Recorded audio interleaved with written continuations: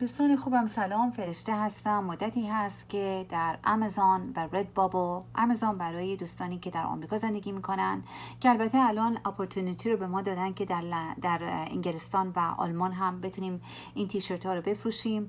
و دوستانی که در اروپا زندگی میکنید، مدتی هست که در redbubble.com من در حال فروش تیشرت هایی که در دیزاین خود من هستم. این تیشرت ها در amazon.com اگر شما توی براوزر تایپ کنید ایران تیشرت کو، تمام این دیزاین های من خواهید دید.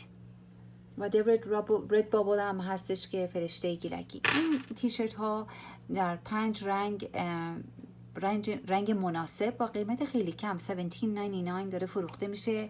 از این $17.99 $2 رو به ما میدن که میشه پرافیت، سود، و این $2 دو دستی تقدیم کودکان و حیوانات ایران خواهد شد از طرف من و شما.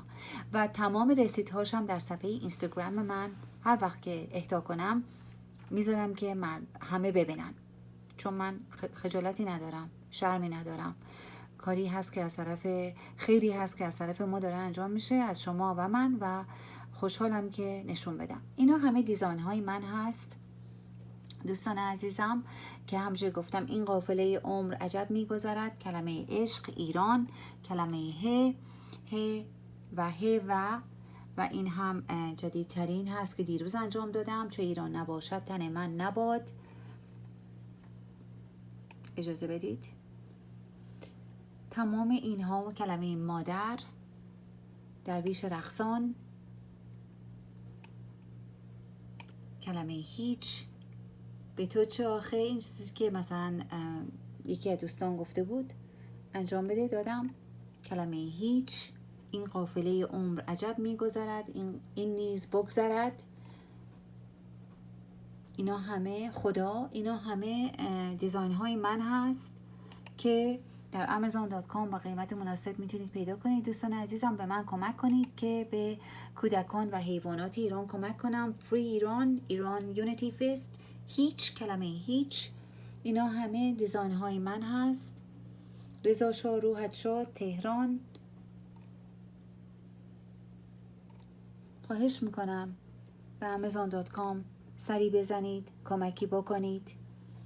فری ایران دوستان خوبم، و به من کمک کنید که من این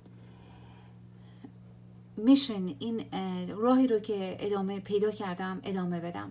کودکان و حیوانات ایران همطور که میدونی الان نیازمند از هر زمانی دیگر بیشتر نیازمند به کمک ما هستن، چون که همطور که میدونید خب به خاطر تحریم و خانواده هایی که کار ندارن و پول ندارن، خب زندگی خیلی سخت است. و اگه ما بتونیم هر کمک کوچیکی از دستمون در بیاد، 50 سنت، $1، $2، هر چی که بود، قطره قطره جمع کرده از وانگهی دریا شود. و خداوندم خودش گفت شما اجر شما را هم در این دنیا و هم در دنیای دیگه به شما خواهد داد. خواهش میکنم کمک کنید که من بتونم این راه رو ادامه بدم.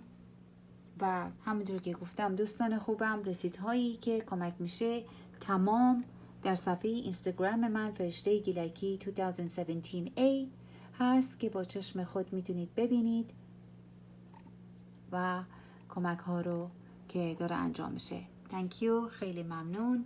و چقدر بامزه است، با همه تون قهرم. این یه خانومی مثل که دیروز اینو خریدن. دوستان خوبم یادتون نره کلمه میهن ایران تیشرت کو، تنها چیزی که شما باید تایپ کنین ایران تیشرت کو.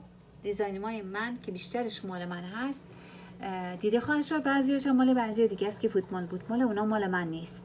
مال من خودتون میبینید دیگه. فارسی دیزاین منو میتونید تشخیص بدید که کدوم مال من هست. اونا که فوتبال و اینجور چیزاست اونا مال من نیست، اونا مال کسی دیگه ای هست. خیلی ممنون از کمکتون. امیدوارم که به من کمک کنید که بتونم به کودکان و حیوانات ایران کمک کنم. دستتون درد نکنه و خدا نگهدارتون. فرشته تا ویدیوی بعدی.